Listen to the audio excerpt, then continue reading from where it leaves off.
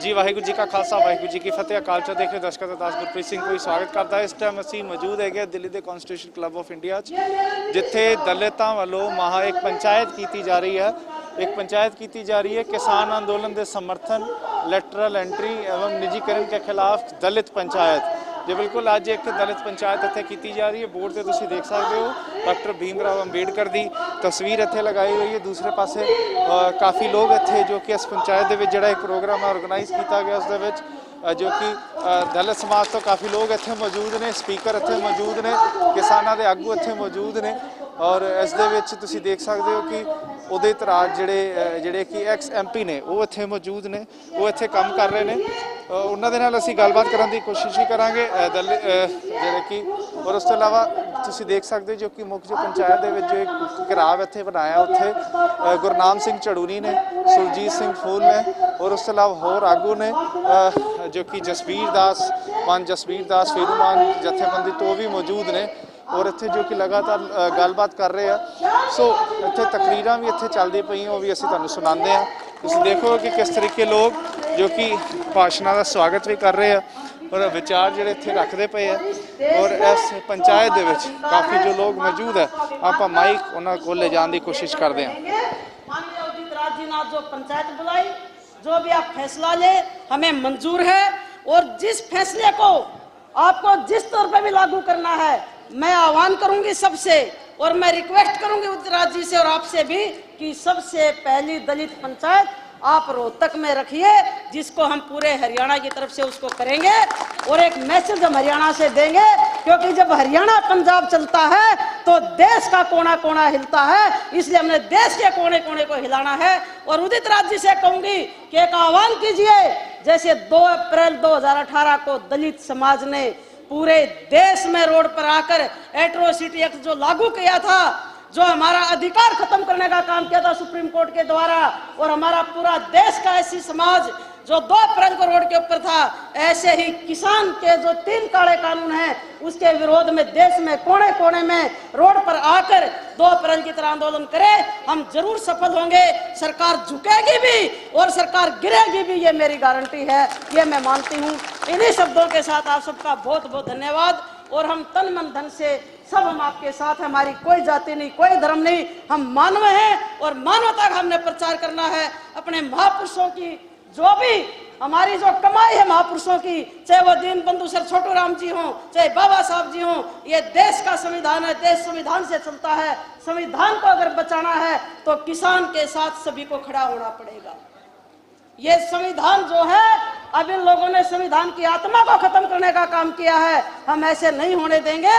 और मैं हमेशा कहती हूँ कि किसान अपनी जमीन की लड़ाई नहीं लड़ रहा है, ये गलतफहमी का शिकार ना रहे कोई कि किसान अपनी भूमि की लड़ाई लड़ रहा है। किसान जो लड़ाई लड़ रहा है वो भारत देश को बचाने की लड़ाई लड़ रहा है। किसान जो लड़ाई लड़ रहा है वो देश के संविधान को बचाने की लड़ाई लड़ रहा है। किसान जो लड़ रहा है वो हमारे महापुरुषों ने जो कुर्बानियां देकर देश को आजादी दी, उस आजादी की लड़ाई लड़ रहा है। इन्हीं शब्दों के साथ आप सबका बहुत बहुत धन्यवाद।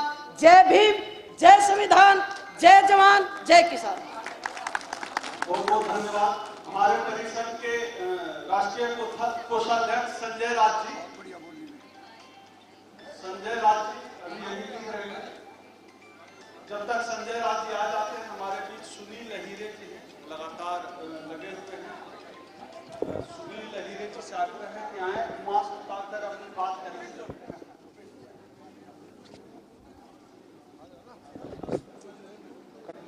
ये कोई अलग नहीं है। चंपारण्य में 1917 में महात्मा गांधी जी ने पहली बार फार्मर्स की मूवमेंट रखी और हमारे जो फार्मर भाई है उनकी नील की खेती की आंदोलन, नील के खेती का आंदोलन उन्होंने शुरू किया। वो पहला सत्याग्रह माना जाता है फ्रीडम मूवमेंट का। सत्याग्रह का मतलब है सत्य का आग्रह। आज हम सब लोग सत्य का ही आग्रह कर रहे हैं। नरेंद्र मोदी जी जो 2014 के पहले आपने नरेंद्र मोदी जी का हर एक वाक्य, हर एक बयान अगर देखा होगा तो 2014 के बाद उससे अगर कंपैरिजन आप करेंगे तो वो बिल्कुल विरोधाभासी है। जो जो कहकर वो सत्ता में आए वो उसके बिल्कुल विरोधाभासी करके बयान करके और विरोधी कार्य करके वो आज 6 साल से पूरे देश के किसानों को, पूरे देश के दलितों को उत्पीड़ित कर रहे हैं। हमारे बड़े भाई इसीलिए उन्होंने भारतीय जनता पार्टी का परित्याग करके नरेंद्र मोदी के भारतीय जनता पार्टी को छोड़कर, वो सांसद थे, अगर सिर्फ उनकी चमचागिरी करते तो केंद्रीय मंत्री बनते, गवर्नर बनते, राष्ट्रपति बन जाते। लेकिन ये मेरा भाई जो दलितों के खिलाफ जाने वाला आदमी है, उसको भापा और उसको छोड़कर हमारे साथ आ गया। और मैं आपको कहता हूं उदित राज जी, मैं आपको आश्वस्त करता हूं कि वो महाराष्ट्र जो दलित मूवमेंट का गढ़ रहा है, चाहे वहां से रिपब्लिकन पार्टियों की 4-5 रिपब्लिकन पार्टियों की स्थापना हुई, दलित पैंथर की हुई, बाबा भीमराव अंबेडकर जी ने शुरुआत की, उसी धरती से मैं आता हूं। और मेरे पिताजी बाबा साहब अंबेडकर ने खुद एक ट्रस्ट बनाई थी जिसके वो चेयरमैन थे 1954 में। उस ट्रस्ट की ट्रस्टी रहे। इसलिए मैं दिल के गहराई से मेरे भाइयों का कहता हूं, मैं पूरी तरह से महाराष्ट्र में आप जो भी कहेंगे पूरा मंच आपको मैं देता हूं। मैं आपके मुद्दे जो है वो लेना नहीं चाहता, मैं जानता हूं आपको सारे मुद्दे आप रखेंगे ही। मैं सिर्फ इसीलिए ज्यादा मुद्दों को न लेते हुए इतना ही कहूंगा कि आपका छोटा भाई महाराष्ट्र से पूरी ताकत के साथ आपके साथ रहेगा। इस आंदोलन को पूरी शक्ति के साथ हम करेंगे और हम इसमें विजय रहेंगे। नरेंद्र मोदी को दिखा देंगे कि ये अडानी अंबानी को आप देश बेच नहीं सकते, दलित और शोषितों को और आप दलित शोषित कर नहीं सकते, आप गुलाम हमको बना नहीं सकते। हमने गुलामी से 250 साल से जिस अंग्रेजों ने हमको दबाया उसको हमने उखाड़ फेंका है। और इसीलिए आज वही आंदोलन दलित और मजदूर और शेतकरी और सारे फार्मर एक हो गए हैं। और मैं अभिनंदन करता हूं उदित राज जी का कि आपने पंचायत बुलाई, बहुत मजा आ गया। हम सब महाराष्ट्र से आपके साथ हैं। यही बोल के मैं मेरे 2 शब्द खत्म करता हूं। जय हिंद, जय भीम, थैंक यू। किसान मजदूर एकता जिंदाबाद, हमारे देश की एकता जिंदाबाद। माननीय उदित राज जी, आज की पंचायत में बैठे सभी हमारे भाइयों, बुजुर्गों, हमारी बहनें, हमारे मीडिया वाले भाई, उदित राज जी ने बड़ी अच्छी एक शुरू में बात कही थी कि इस संविधान को बचा लीजिए। संविधान की सबसे पहली लाइन ही यह है कि लोगों का राज लोगों के द्वारा लोगों के लिए। लेकिन अब वो बचा नहीं है। अब कारपोरेट का राज कारपोरेट के द्वारा कारपोरेट के लिए हो गया है। ये जो कानून बनाए ये खेती कानून नहीं है, ये तो एग्रो बिजनेस कानून है, ये तो खेती के व्यापार के कानून है। और कोई भाई पूरे देश में इस गलतफहमी में ना रहे कि ये केवल किसानों के लिए है। किसान का नुकसान तो बेचते समय होगा कि पूरे वर्ल्ड की एक मार्केट बन गई है। WTO में जो हमारा देश शामिल हो गया है, पूरे वर्ल्ड के रेट पे हमारा माल बिकेगा। और जब पूरे वर्ल्ड के मुकाबले बिकेगा तो हमें भाव नहीं मिलेगा। लेकिन उसके दूसरी तरफ क्या होगा? हम तो 75%, जिसके पास जमीन है वो तो 75% खाने का सामान अपना खुद पैदा करता है, 25% बाजार से खरीदता है। लेकिन जिसके पास जमीन नहीं है वो तो 100% बाजार से खरीदता है। और जब वो पूरे देश का भोजन चंद लोगों के गोदामों में कैद होगा तो फिर वो उसकी ब्लैकमेलिंग करेंगे। आपके सामने है, 4 साल पहले दाल से स्टॉक सीमा हटाई थी महाराष्ट्र सरकार ने, और 7 या 8 व्यापारी थे देश के जिन्होंने सारे देश की दाल खरीदी और जो आयात होनी थी उसके भी सौदे साथ में कर लिए, शॉर्टेज पैदा की। पिछले साल से उस साल में दाल ज्यादा है, रिकॉर्ड आज भी कोई निकलवा के देख सकता है। और 50 रुपए किलो वाली दाल 200 रुपए किलो में बेची। आपके सामने है, 8 रुपए किलो में हमारे से प्याज खरीदा और 80 रुपए किलो में बेचा। हमारे देश के अंदर कोई कानून आज तक नहीं है कि अधिकतम कितने में बेचेगा, भाई लेके कितने गुना मुनाफा कमाएगा, ऐसा कानून हमारे देश में नहीं है। आलू 5 रुपए किलो में खरीदा और 40 रुपए किलो में बेचा। तो भाई खरीदने खाया पेट तो सबका है, खाना तो सबको है, और भोजन व्यापार नहीं होता। भोजन प्रकृति का दिया हुआ सबके लिए है, सबके लिए। बच्चा पैदा होने से पहले दुनिया में दूध पैदा हो जाता है। पत्थर में जो कीड़ा है ना, उसके लिए भी भगवान ने पैदा किया है। भोजन कभी व्यापार नहीं होता, इन्होंने भोजन का भी व्यापार कर दिया। हम आपसे बस इतना अनुरोध करने आए हैं कि ये देश सबका है। हम भूल जाएं, हम बट गए कहीं दलित में, कहीं स्वर्ण, कहीं जातियों में, कहीं धर्मों में, और उसका फायदा ये चंद लोग ही उठाए। ये चंद लोग उठा गए। जो ये बड़े बड़े कारपोरेट वाले हैं ना, या बड़े बड़े नेता है ना, इनका ना कोई जाति है और ना कोई धर्म है। आप देख लें कितने बीजेपी वाले हम गणवा सकते हैं जो हिंदू हैं और रिश्तेदारी मुसलमानों से है। इनका कुछ नहीं है। हम लोग बट गए। अगर हम दोनों इकट्ठे हो जाएं तो फिर 1 और 1 2 नहीं होते, 1 और 1 11 बन जाएंगे।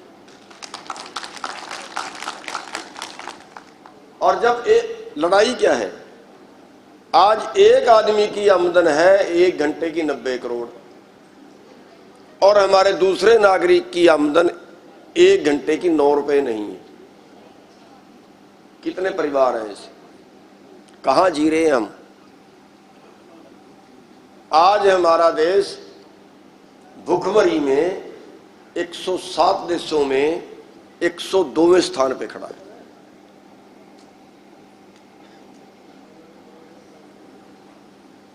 आज हमारा देश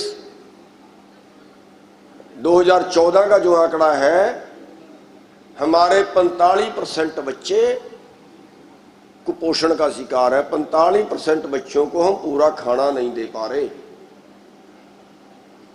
आज कितने लोग भूख से मर रहे हैं, कितने लोग बीमारी से मर रहे हैं।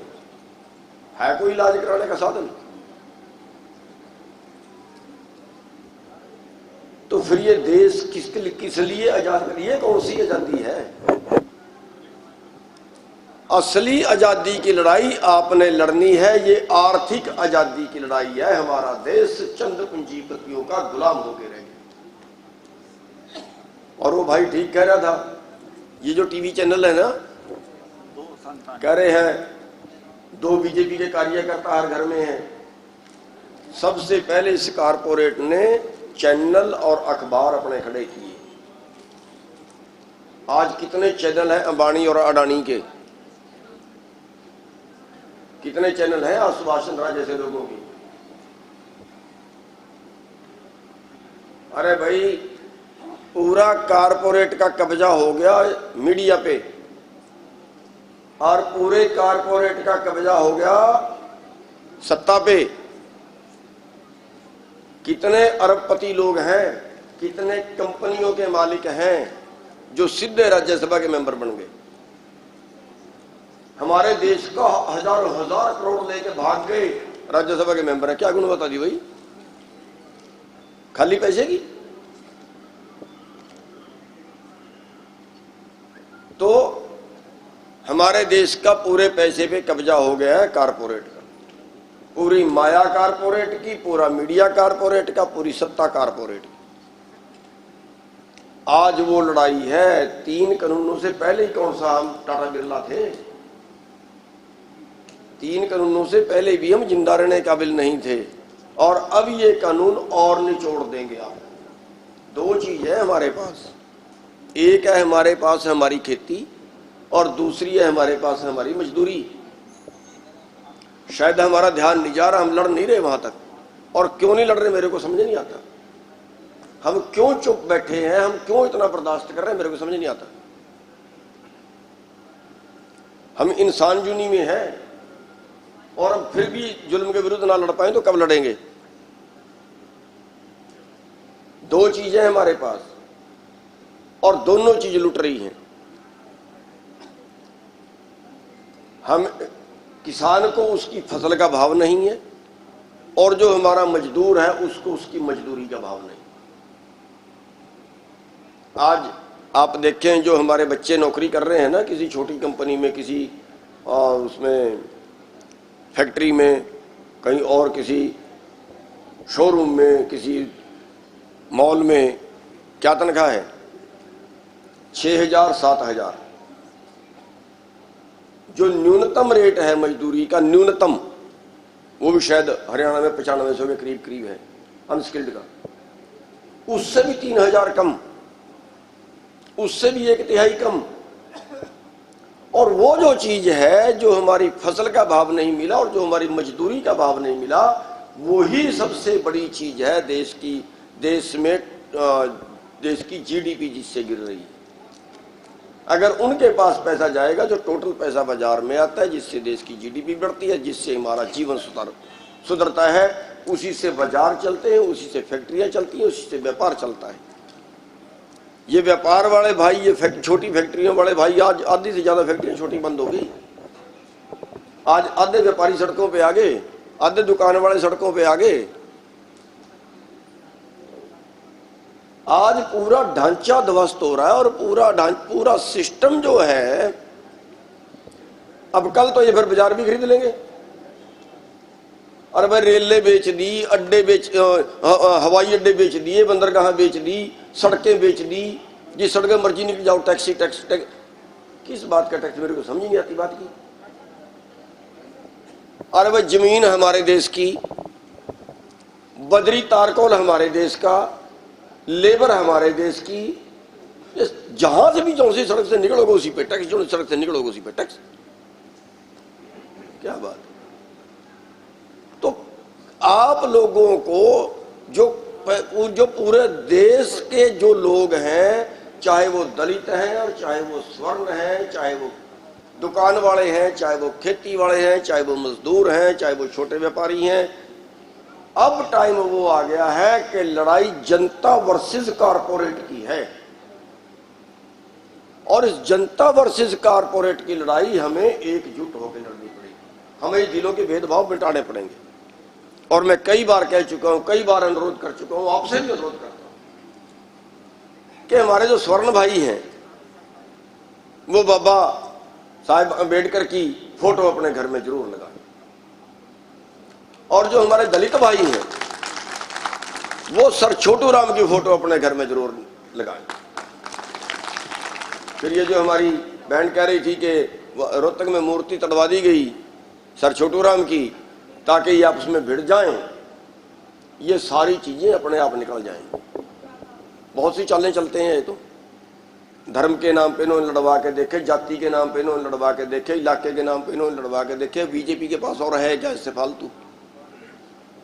तो साथियों, हमारी लड़ाई कोई पार्टी की नहीं है, हमारी लड़ाई कोई धार्मिक नहीं है, हमारी लड़ाई है आर्थिक, हमारी लड़ाई है अपने पेट की। और पेट सबका है, चाहे वो किसी जाति के हों, चाहे वो किसी धर्म के हों। तो हम आप हाथ जोड़ के प्रार्थना ये करते हैं, उसी के लिए हम धन्यवादी हैं माननीय उदित राज जी के, जिन्होंने आज बहुत अच्छी पहल इसमें की, बहुत अच्छा इसमें आगे बढ़ के ये पहल की और परमात्मा करे इस पहल को 4 चांद लगें, पूरा देश का भाईचारा भी स्थापित हो और पूरे देश के अंदर एक माहौल एक बने, इस बात को हम लोगों तक पहुंचाने में कामयाब हो जाएं। चाहे आप बहुत यहाँ पे नेता लोग बैठे हैं, आप सभी के पीछे हजारों हजार लोग हैं, आप सभी वहाँ अपने सोशल मीडिया से प्रचारित कर सकते हैं, आपकी बात को फॉलो करेंगे लोग, आप अखबारों के माध्यम से, अपनी खबरों के माध्यम से आप लोगों तक अपनी बात पहुंचा सकते हैं। लड़ाई देश को बचाने की है, किसान आंदोलन नहीं है, जन आंदोलन है और ये देश सभी का है। तो इस देश को बचाने की लड़ाई है और इस देश में हम सभी मिलके साथ होके कंधे से कंधा मिला के लड़ेंगे और दलित भाइयों पे जरूरत होगी तो हम बराबर में आगे खड़ेंगे, हमें जरूरत होगी दलित भाई बराबर में आगे खड़ेंगे, हम छोटे बड़े भाई और बस छोटे बड़े भाई का रिश्ता बना के हमें चलना है। और आपका बहुत बहुत धन्यवाद जो आप इतनी संख्या में आपने आज पंचायत की, और जो उदित राज जी हैं, उदित राज जी के अति आभारी हैं कि इन्होंने ये बहुत अच्छी पहल की है। कई किसान लीडरों को और भी आना था लेकिन आज पंजाब की मीटिंग आ गई, वो आ नहीं पाए और कई लोगों से और बात हो गई थी आने की, आ नहीं पाए, उनकी तरफ से माफ़ी भी चाहेंगे। और एक बार पुनः हम आप सभी का और माननीय उदित राज जी का हम धन्यवाद करेंगे कि जिन्होंने ऐसी पहल की और आगे जिन भाइयों ने और पंचायतें करवाने की या और इसमें हर तरह से इस युद्ध को आगे बढ़ाने की जिन्होंने पेशकश की, उन सभी के धन्यवाद दिए होंगे। बहुत बहुत धन्यवाद। जय हिंद। भाई जसवीर जी कोई सुझाव देंगे? फिर मैं आपसे सभी से सुझाव दूंगा जी। आज इसने फिर भी अभी बैठे रहे, अभी मन एक की मिनट। बात किससे की जाती होती है? घर वालों से की जाती होती है, घरवाली से, अपने बच्चों से।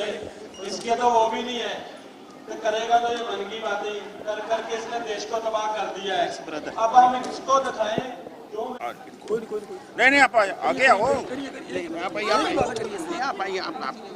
नहीं देखिए ऐसा है कि यहाँ पर ओ सॉरी हाँ आज दलित पंचायत में सर्वसम्मति से निर्णय लिया गया कि निम्न मुद्दे जब तक हल नहीं हो जाते हमारा संघर्ष जारी रहेगा। हम संकल्प लेते हैं कि किसान आंदोलन के साथ कंधे से कंधा मिलाकर अंतिम दम तक लड़ेंगे। तीनों जिन मुद्दों के ऊपर हम लड़ेंगे लगातार, तीनों काले कृषि कानून का निरस्तीकरण हो। दूसरा 30 IS लेटरल एंट्री पर रोक। तीसरा सरकारी विभागों एवं सार्वजनिक प्रतिष्ठानों की बिक्री पर रोक। और चौथा न्यूनतम समर्थन मूल्य, फसल का न्यूनतम समर्थन मूल्य को कानूनी रूप दिया जाए। एक प्रस्ताव तीसरे में जो है सरकारी विभागों एवं सार्वजनिक प्रतिष्ठानों की बिक्री पर रोक एवं निजी क्षेत्र में आरक्षण नौकरी, ये प्रस्ताव आज यहाँ आपके सामने रखा जाता है। आप सबको मंजूर है? ये प्रस्ताव सर्वसम्मति से यहाँ से एडॉप्ट किया जाता है और इस प्रस्ताव पर तब तक चलते रहेंगे जब तक कि हम अपने मांगों को नहीं मनवा लेंगे। आप सबका धन्यवाद, आप आए। प्रेस के उपरांत हम यहाँ उपलब्ध रहेंगे, थोड़ी देर तक आप मिल सकते हैं। और फिर से मीडिया के लोगों से कहूँगा कि आप लोग किसान के समर्थन में कॉन्स्टिट्यूशन क्लब में करी गई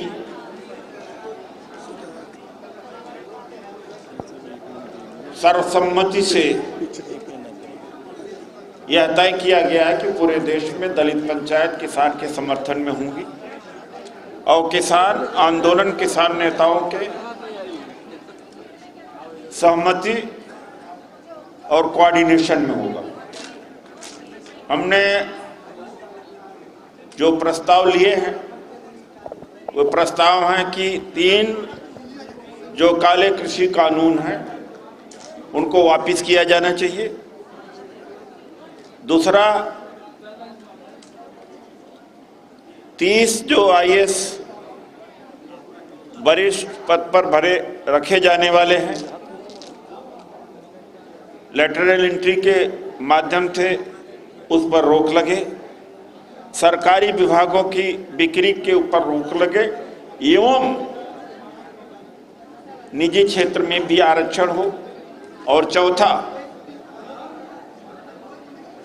फसल का न्यूनतम समर्थन मूल्य को कानूनी जामा मिले, ये हमारे प्रस्ताव थे।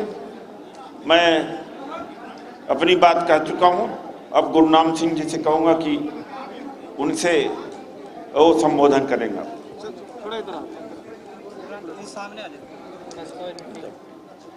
हम धन्यवादी हैं माननीय उदित राज जी के, जिन्होंने आज यहाँ पे दलित पंचायत बुलाई है और जो लड़ाई हम 3 महीने से धरने के रूप में लड़ रहे हैं उससे कई महीने पहले से जो शुरू की थी और उस लड़ाई का उन मांगों का समर्थन किया है। तीनों बिल रद्द कराने का रेजुलेशन पास किया है, एमएसपी की गारंटी का खरीद का रेजुलेशन पास किया है, जो देश की संपत्ति हमारे देश की सरकार बेच रही है उसका पास किया है कि वो ना बेची जाए, और जो आईएएस अधिकारी हैं उसकी उनके बारे उनका रेजुलेशन पास किया है। तो हम धन्यवादी हैं माननीय उदित राज जी के। और ये जो दलित पंचायत है ये हम थोड़ा स्पष्ट आपके सामने कर देना चाहते हैं, क्योंकि कल मीडिया में कोई इसकी ये उदित राज जी भी स्पष्ट करेंगे कि ये कोई पार्टी विशेष का मैटर नहीं है। बिल्कुल, ये केवल दलित पंचायत है। इसमें सभी इसमें पार्टी का या इसमें किसी और तरह का इसमें कोई क्वेश्चन नहीं है।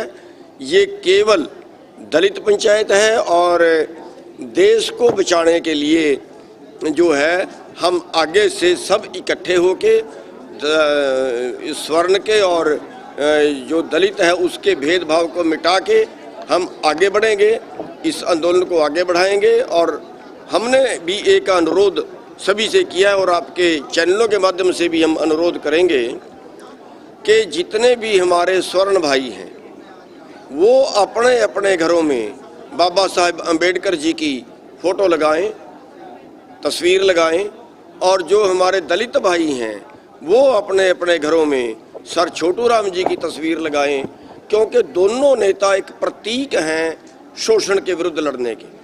दोनों नेताओं ने जो पूंजीपतियों के विरुद्ध लड़े हैं, गरीबों के, मजदूरों के, दलितों के, इनकी लड़ाई सबके पक्ष की रही है। और हमारा जो भाईचारा है वो इससे और प्रगाढ़ होगा। लगातार माँ पंचायतें हो रही हैं अलग अलग राज्यों में, पर सरकार पर जो दबाव बनना चाहिए वो बन नहीं रहा है, क्या कारण समझते हैं इसका? देखिए, अब बनेगा।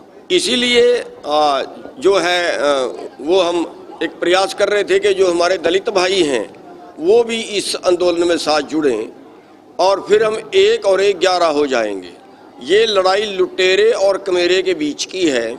अगर हम सभी कमेरे लोग, अगर हम सभी मेहनत करके खाने वाले लोग, अगर हम एक मंच पे आ जाएंगे तो फिर सरकार को मानना ही पड़ेगा, फिर उसके पास कुछ नहीं बचेगा। क्योंकि ये लड़ाई पूंजीपति और आम जनता के बीच की। लेकिन सर पहले गाजीपुर बॉर्डर पे तो दलितों का विरोध किया गया था। नहीं, दलितों का विरोध तो कहीं भी नहीं किया गया। सर गिरफ्तारी भी हुई है, पुलिस ने पीटा भी था उनको, वो समर्थन। देखिए पुलिस, हाँ ये हो सकता है पुलिस ने पीटा है, हमने तो विरोध नहीं किया, हमने तो गले लगाया है, हमने तो विरोध नहीं किया। पुलिस ने जरूर पीटा होगा। पुलिस तो, अरे भाई मेरे ऊपर 30-35 मुकदमे दर्ज कर दिए, 307 के हैं, इरादा कत्ल के, मैंने तो किसी की उंगली भी नहीं लगाई। पुलिस जाते करती है। अब भी हमारे जो है 1700 नोटिस लोगों के पास गए हैं। पुलिस कह रही है कि आओ पेश हो जाओ। किसी का गाड़ी का नंबर उनकी फ़ोटो में आया है, किसी का चेहरा उनकी फ़ोटो में आया है, कोई नरेला से गिरफ्तार कर लिया, कोई यहाँ से लाल किले तक पहुँचा बिन, तो उसको 1700 लोगों को नोटिस अभी आए हुए हैं। सर, कृषि मंत्री का एक बयान आया अभी वो कह रहे हैं ऐसे भीड़ इकट्ठा करने से कोई कानून वापस नहीं होगा जो पार्लियामेंट से पास हो चुका है। मैं तो ये मानूंगा कि बड़ा खेदजनक बयान है। उनको शायद अभी तक नहीं पता कि लोकतंत्र में भीड़ की तो देखी जाती है, फिर लोकतंत्र किस बात का। और आज माननीय उदित राज जी ने ठीक कहा है कि हमें तो संविधान बचाने की जरूरत है। अब लोकतंत्र इसी बात का होता है कि जो लोग चाहते हैं वो बात मान ली जाए। और हमारे मंत्री जी पद पे बैठे हुए अगर ये कह रहे हैं कि भीड़ इकट्ठी करने से कानून नहीं बदले जाते, फिर ये तो बिल्कुल संविधान की उल्ट बात होगी। सर, कृषि मंत्री ने कहा है कि कानून वापस लेना अब हमारे हाथ में ही सुप्रीम कोर्ट पर है, अब इसका फैसला। तो क्या आपको उम्मीद है कि सरकार वापस ले सकती है इस कानून? नहीं, सुप्रीम कोर्ट ने वापस लेने पे कब बैन किया? सुप्रीम कोर्ट ने तो केवल उनके लागू करने पे बैन किया है कि जब तक झगड़ा है तब तक लागू ना करें। सुप्रीम कोर्ट ने कब कहा कि सरकार वापस नहीं ले सकती? ये तो सरकार का अधिकार होता है। और माननीय जो उदित राज जी है वो मेरे से कई गुना ज़्यादा जानते हैं कानून के बारे, हमारे साथ में खड़े हैं। और इनसे आप सरकार के साथ बातचीत का सर क्या चल रहा है? कोई प्रस्ताव की वेट कर रहे हैं? कोई डेट मिलने की आप आशा करते हैं सरकार से? नहीं, सरकार एक तरह से साइलेंट हो गई है और शायद बात करने के मूड में नहीं है, लंबी लड़ाई लड़ने के मूड में है। और हम भी लंबी लड़ाई जो है वो हमें लड़नी पड़ी तो हम जरूर लड़ेंगे। और इसीलिए जो पंचायतें बाकी जगह भी कर रहे हैं कि पूरे देश में जागृति आए। और जो हमारे दलित भाई हैं वो भी अब हमारे साथ में आन खड़े हुए हैं। अब हमें कोई ज़्यादा सरकार से घबराने की जरूरत नहीं है। अब लंबी लड़ाई लड़नी पड़ी तो भी हमारे लिए आसान है। सरकार सिर्फ वोट से डरती है, आप लोग बहुत बैकफुट पर खेल रहे हैं, डिफेंसिव खेल रहे हैं। आप लोग सीधा सीधा सरकार को क्यों नहीं कहते कि जब आप हमारी बात नहीं मानेंगे तो हम वोट का नुकसान करेंगे? आप लोगों के बयान में, किसान नेताओं के बयान में सरकार के प्रति बहुत सॉफ्ट कॉर्नर है। आप लोग याचना की भूमिका में है। बिल्कुल, आपने ठीक सवाल किया। हम याचिका की भूमिका ही है में ही है। हम बड़ी जैसे मुकाबला करने की, लड़ने की भूमिका आ जाती है, उसमें नहीं। हम थोड़ा सा लोकतंत्र को मानने वाले लोग हैं। और जहाँ तक उनका विरोध हमने नहीं किया, वो इसलिए नहीं किया कि शायद इसको कहीं लोग इसको ये ना कहना शुरू कर दें कि ये राजनीति करने वाले लोग हैं, ये राजनीति की तरफ बढ़ रहे हैं, वो नहीं है। हाँ, लेकिन हाँ, पश्चिमी बंगाल में अब चुनाव आएगा। पश्चिमी बंगाल में हम सब जरूर जाएंगे और पश्चिमी बंगाल में जाके वहाँ हम लोगों से अपील करेंगे कि इस देश को बचाने के लिए आप वोट किसी को भी डालिए, जो भी जीत सकता है, जो भी बीजेपी को हरा सकता है उसको वोट डालिए और केवल बीजेपी को ना डालिए। और यहाँ की भी हम आपको बता दें, हमने खूब अपील की है, आपने मेरे तो भाषणों में हर जगह सुना होगा कि हमने बार बार अपील की है कि जो भी भाई इस आंदोलन में सहयोग ना करे और कल वो किसी भी चुनाव में खड़ जाए, पंचायत मेंबर से लेके एमपी तक के किसी भी चुनाव में खड़ जाए, उसको वोट नहीं करना, बाकी किसी को कर दें। सर, आज ऐसे बहुजन महापंचायत हुई है तो जो उसमें प्रस्ताव पास किया गया कि लेटर एंट्री और निजीकरण का, क्या संयुक्त किसान मोर्चा इस मांगों को उठा सकता है भविष्य में? देखिए, बिल्कुल उठा सकता है, लेकिन ये अभी ये जो है ये दलित पंचायत में पास हुआ है, कि संयुक्त किसान मोर्चे में पास नहीं हुआ है। लेकिन जो हमारे दलित भाइयों की मांगे होंगी हम उनके साथ भी कंधे से कंधा मिला के काम करेंगे।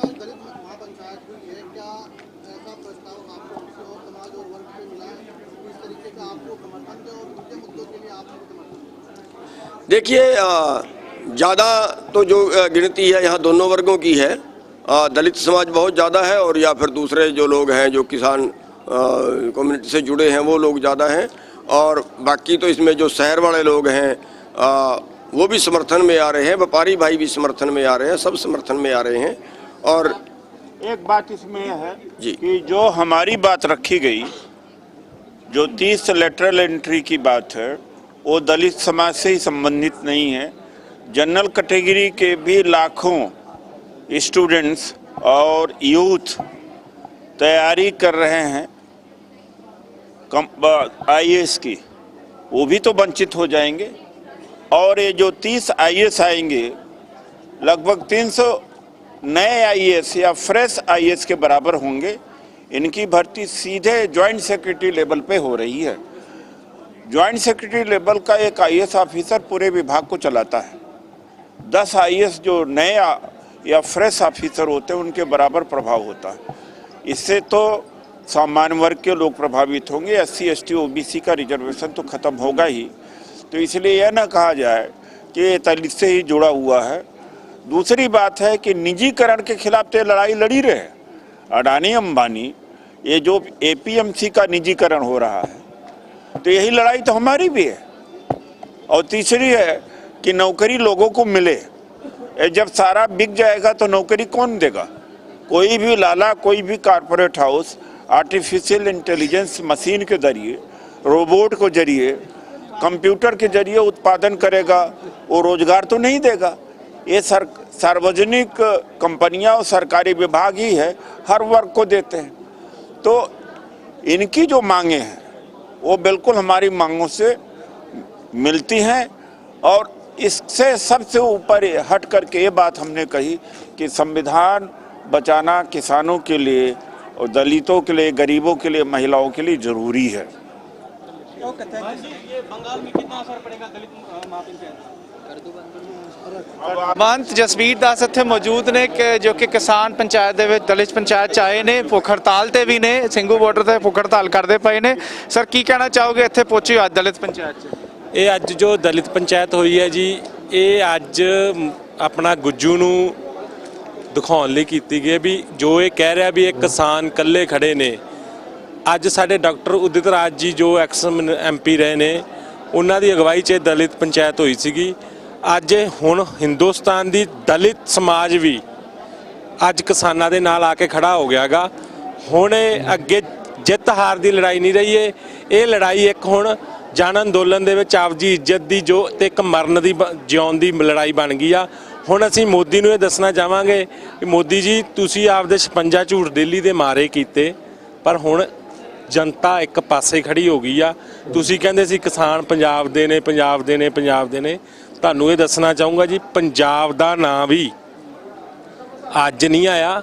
ਹਿੰਦੁਸਤਾਨ ਦਾ ਸੰਵਿਧਾਨ ਜਦੋਂ ਲਿਖਿਆ ਗਿਆ ਸੀ, ਹਿੰਦੁਸਤਾਨ ਦਾ ਰਾਸ਼ਟਰਗਾਨ ਆ, ਉਹਦੇ 'ਚ ਵੀ ਪੰਜਾਬ ਦਾ ਨਾਂ ਸਾਰਿਆਂ ਨਾਲੋਂ ਪਹਿਲਾਂ ਆਉਂਦਾ। ਤੇ ਪੰਜਾਬ ਅੱਜ ਵੀ ਆਪਦੇ ਵੱਡੇ ਭਰਾ ਦੀ ਭੂਮਿਕਾ ਨਿਭਾ ਰਿਹਾ ਗਾ। ਹੁਣ ਇਹ ਦਲਿਤ ਪੰਚਾਇਤ ਜੋ ਹੋ ਗਈ ਆ, ਹੁਣ ਇਹਦੇ ਨਾਲ ਤੁਹਾਨੂੰ ਦੇਖਾਂਗੇ। ਕੱਲ੍ਹ ਅੱਜ ਤਾਂ ਸਾਡੇ ਨਾਲ SC ਵਰਗ ਆ ਕੇ ਖੜਾ ਹੋ ਗਿਆ, ਦਲਿਤ ਵਰਗ ਆ ਕੇ ਖੜਾ ਹੋ ਗਿਆ। ਹੁਣ ਅੱਗੇ ਅੱਗੇ ਪੂਰੇ ਹਿੰਦੁਸਤਾਨ ਦੇ ਜਿੰਨੇ ਵਰਗ ਆ ਉਹ ਸਾਰੇ ਦੇ ਸਾਰੇ ਆ ਕੇ ਖੜੇ ਹੋਣਗੇ। ਤੇ ਹੁਣ ਤੁਸੀਂ ਇਹ ਕਹਿ ਰਹੇ ਹੋ ਅਸੀਂ ਵਾਪਸ ਨਹੀਂ ਲੈਣਾ, ਅਸੀਂ ਕਹਿੰਦੇ ਅਸੀਂ ਵਾਪਸ ਕਰਾਉਣਾ। ਹੁਣ ਇਹ ਦੇਖਾਂਗੇ ਵੀ ਤੁਸੀਂ ਵਾਪਸ ਕਿਵੇਂ ਨਹੀਂ ਲੈਂਦੇ। ਮੈਂ ਨਾਲ ਇਹ ਵੀ ਅਪੀਲ ਕਰੂੰਗਾ ਆਪਣੇ ਕਿਸਾਨ ਜਥੇਬੰਦੀਆਂ ਦੇ ਜਿੰਨੇ ਵੀ ਸਾਡੇ ਲੀਡਰ ਨੇ, ਬੰਗਾਲ ਜਾਣ ਦਾ ਮੀਡੀਆ ਦੇ ਉੱਤੇ ਅਨਾਉਂਸ ਨਾ ਕੀਤਾ ਜਾਵੇ। ਜੇ ਆਪਾਂ ਇਹਨਾਂ ਨੂੰ ਹਰਾਉਣਾ ਨਾ ਤੇ ਫਿਰ ਸਾਰੇ ਸਟੇਟਾਂ 'ਚ ਚੱਲਿਆ ਜਾਵੇ, ਇਕੱਲੀ ਬੰਗਾਲ ਦੀ ਗੱਲ ਤੇ ਨਹੀਂ ਗੀ। ਕਿਉਂਕਿ ਇਹ ਜੋ EVM ਦਾ ਮੁੱਦਾ ਲੈ ਕੇ ਚੱਲ ਰਿਹਾ, ਗੱਲ ਤਾਂ EVM ਨੇ ਕਰਨੀ ਆ। ਤੇ EVM ਬੰਗਾਲ ਦੇ ਵਿੱਚ ਜੋ ਕਰਾਏਗੀ ਉਹ ਤੁਹਾਨੂੰ ਵੀ ਪਤਾ। ਅਸਲ ਆਪਾਂ ਜਿਤਾਉਣਾ ਤੇ ਆਪਾਂ ਉੱਥੇ ਜਾ ਕੇ ਲੋਕਾਂ ਦੇ ਵਿੱਚ ਇਹੀ ਪ੍ਰਚਾਰ ਕਰੀਏ ਵੀ ਵੋਟ ਦਾ ਬਾਈਕਾਟ ਕਰੋ, ਵੋਟ ਦਾ ਬਾਈਕਾਟ ਕਰੋ। ਜਦ ਤੱਕ ਵੋਟ ਦਾ ਬਾਈਕਾਟ ਨਹੀਂ ਹੁੰਦਾ ਤਦ ਤੱਕ ਇਹ ਕੁਰਸੀ ਤੋਂ ਨਹੀਂ ਉਤਰੇਗਾ। ਇਹਨੂੰ ਕੁਰਸੀ ਤੋਂ ਲਾਉਣ ਲਈ ਵੋਟ ਦਾ ਬਾਈਕਾਟ ਕਰਨਾ ਪਏਗਾ। ਠੀਕ ਹੈ ਜੀ, ਬਿਲਕੁਲ ਕਿਸਾਨ ਪੰਚਾਇਤ 'ਚ ਮੌਜੂਦ ਐਸੇ ਤਰੀਕੇ ਜੁੜਦੇ ਰਹਾਂਗੇ। ਵੇਖਦੇ ਰਹੋ ਅਕਾਲ ਚੈਨਲ। ਫੂਲ ਮੌਜੂਦ ਨੇ ਸਾਡੇ ਨਾਲ, ਆਏ ਨੇ ਦਲਿਤ ਪੰਚਾਇਤ 'ਚ। ਫੂਲ ਸਾਹਿਬ ਸਵਾਗਤ ਕਰਦੇ ਅਕਾਲ ਚੈਨਲ ਤੇ। ਅੱਜ ਇੱਥੇ ਪੰਚਾਇਤ ਕੀਤੀ ਗਈ ਦਿੱਲੀ ਦੇ ਕਨਸਟੀਟਿਊਸ਼ਨ ਕਲੱਬ। ਹਾਂ, ਧੰਨਵਾਦ ਜੀ ਤੁਹਾਡਾ। ਤੇ ਅੱਜ ਜਿਹੜੀ ਇਹ ਕਿਸਾਨ ਪੰਚਾਇਤ ਹੈ, ਇਹ ਕਿਸਾਨ ਅੰਦੋਲਨ ਹੈ ਜੋ ਕਾਲੇ ਕਾਨੂੰਨਾਂ ਦੇ ਖਿਲਾਫ MSP ਦੀ ਖਾਤਰ ਉਹਦੇ ਸਮਰਥਨ ਦੇ ਵਿੱਚ ਇਹ ਜਿਹੜੀ ਦਲਿਤ ਪੰਚਾਇਤ ਕੀਤੀ ਸੀ। ਤੇ ਸਾਰੇ ਕਿਸਾਨ ਆਗੂਆਂ ਨੂੰ ਬੁਲਾਇਆ ਸੀ, ਉਹਨਾਂ ਦੇ ਸੱਦੇ ਤੇ ਅਸੀਂ ਪਹੁੰਚੇ ਹਾਂ। ਤੇ ਜਿਹੜਾ ਹੈ ਵੀ ਇਹਦੇ ਜਿਹੜਾ ਕਿਸਾਨ ਹੈ ਤੇ ਜੋ ਮਜ਼ਦੂਰ है, जो दलित है, इसका अलायंस होएगा, इसका गठजोड़ होएगा, इसका मिलाप होएगा। फिर ही जो दलितों के मसले है, दलित मजदूरों के मसले है, ਉਹਨਾਂ ਦਾ ਹੱਲ ਵੀ, ਸਮਾਧਾਨ ਵੀ ਫੇਰ ਹੀ ਹੋਵੇਗਾ। ਤੇ ਜਿਹੜਾ ਕਿਸਾਨਾਂ ਦੇ ਅੰਦੋਲਨ ਨੂੰ ਵੀ ਸ਼ਕਤੀ ਮਿਲੇਗੀ। ਤੁਹਾਨੂੰ ਜਾਣਨਾ ਚਾਹਾਂ ਨਾਲ ਕਿ ਇਹ ਗੱਲ ਨਾਲ ਕੀਤੀ ਗਈ ਹੈ ਕਿ ਵੀ ਬੰਗਾਲ ਦੇ ਵਿੱਚ ਵੀ ਜਾਏਗਾ, ਬੰਗਾਲ ਇਲੈਕਸ਼ਨ ਦੇ ਵਿੱਚ ਵੀ ਜਾਇਆ ਜਾएगा, उस बारे की कहना चाहोगे? नहीं, बंगाल इलेक्शन में सभी सारे ਜਿਹੜੇ ਰਾਜ ਹੈ ਸਾਰੇ ਰਾਜਾਂ ਦੇ ਵਿੱਚ ਅਸੀਂ ਕਿਸਾਨ ਪੰਚਾਇਤਾਂ ਕਰ ਰਹੇ ਹਾਂ। ਉਸੇ ਲੜੀ ਦੇ ਤਹਿਤ ਹੀ ਬੰਗਾਲ ਦੇ ਵਿੱਚ ਵੀ ਜਾਇਆ ਜਾਏਗਾ ਔਰ ਦੂਜੇ ਸੂਬਿਆਂ ਦੇ ਵਿੱਚ ਵੀ ਜਾਏਗਾ। ਗੱਲ ਠੀਕ ਹੈ ਜੀ। ਕਹਿੰਦੇ ਜੀ ਕਿਸਾਨ ਜੋ ਹੈ ਬਾਕੀ ਸੂਬਿਆਂ ਦੇ ਵਿੱਚ ਵੀ ਜਾਣਗੇ, ਬੰਗਾਲ ਇਲੈਕਸ਼ਨ ਦੇ ਵਿੱਚ ਵੀ ਜਾਇਆ ਜਾਏਗਾ ਜੀ।